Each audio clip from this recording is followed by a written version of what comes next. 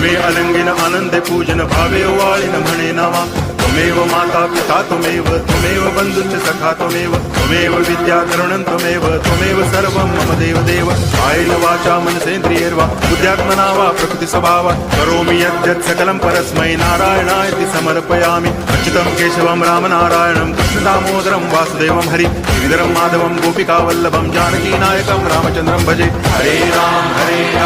Ram Ram Hare Hare Hare Krishna